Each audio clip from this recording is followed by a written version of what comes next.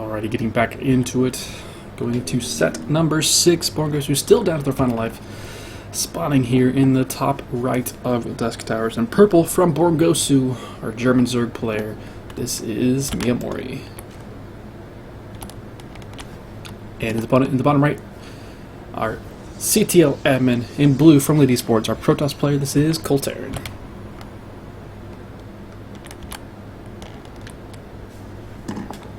Dusk Towers, one of our oldest maps still in the current pool.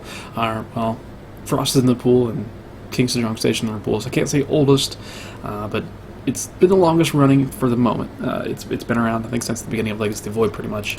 So it's pretty well figured out. It's a pretty safe map, having this natural expansion tucked in nicely outside of the main base. We're going to see Miyamori go ahead and go for a hatchery first here.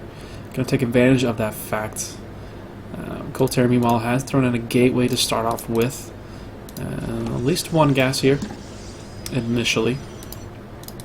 Miyamori hasn't thrown out in his spawning pool just yet, going for that gas first after his initial hatchery. Probe is over here for Colt, so he's going to be able to see everything pretty quickly and be able to react to it. He does have a second gas coming down pretty much immediately, so he's going pretty tech heavy to start off this game. Probe is over here, hasn't actually seen anything just yet, but he will see. The pool is there, dust down is just now been thrown down, the gas is down as well, and he will be able to get down and see the natural is taken. So he knows what he's going up against pretty well to start off the game at least, and he's going to react however he decides to do. Even throwing it on Cybercore behind the wall off here, he's not going to wall off immediately, still feeling relatively safe in that regard.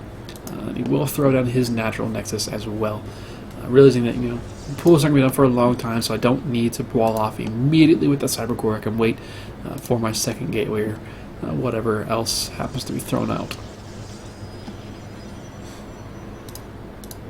Colt's probe not quite sticking around to see if that third hatch is going to be coming immediately, but it doesn't seem to be the case just yet from our Zerg player. We'll be going into speed. Yeah, speed is on the way here for our Zerg. A couple of queens on the way as well. So he's just focusing on getting his drone count up, getting that macro situation settled, making sure he's being nice and safe against pretty much anything that Colt decides to do. It is going to be a Twilight Council initially here from our Protoss player. His natural base is still ways off, while Miyamori has started to saturate his own natural base. 25 workers to 23, not a huge difference, but once the drones start really kicking in here for Miyamori, it'll be a nice early start to his economy. Rubber facility here for Colt as already as well.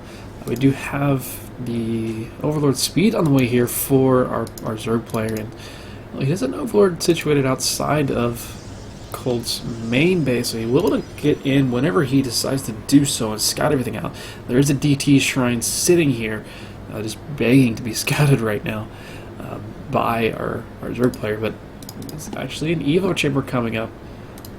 There is one Overlord situated, another one situated near the third base area, so pretty likely, and there's a bunch more links coming, pretty likely this is going to be turning into drops here in just a moment. There we go, first drop Overlord is being morphed right now, and Colt has a Zealot. He's got a Zealot, and he doesn't have a Mothership Core either. So this is going to be painful.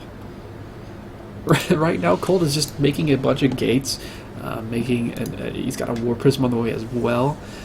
He's got nothing to actually defend against this. He doesn't even have any Stalkers, doesn't have any Adepts to help with this. Another drop Overlord being created here. I think Miyamori may have thought that was already made, but he's going to start swinging in pretty quickly here. These last two units want to get in there. Oh no, left behind. It's okay, he's going to pick him up. First dropping Lord is going to come into the natural base here. How quickly is Colt going to actually see this? He does. It's in his vision at least. So he knows it's coming. He sees the Lings and he's immediately going to say, okay, I'm get out of here. But it's not going to matter because there's another drop Overlord coming in to the main base here. At the same time, there's a ton of Lings flooding into the front. So just this three-pronged attack here. And dear God, if any of these were Banelings. If any of these were Banelings, this game would have ended already. As it stands, I mean, there's so many Lings right now. 46 Lings. There's even some Lings sitting in the Overlord still. In Colt's morphing in 3 DTs right now, but DTs are pretty slow. They're going to kill things. That's nice. But his probes are still just are dying so quickly here. And this pylon over here could be taken out. Most of the production facilities from Colt would be just useless. They wouldn't be doing anything. And again, not having a mothership core right now, no possibility of actually putting an overcharge up to help deal with this. I mean, the probes are running back and forth. He's already down to only 10 probes left right now. Zero probes left right now. And even behind this, I mean, Miyamori had a third hatchery up. He's happy. He's going to leave now. He's going to leave and fend off any DTs, but there's not going to be any Colt realizing he has nothing left. He's going to GG, and that's going to be it. And so this series is even 3-3 going into the ace set, which is going to act as a legitimate ace set in just a minute.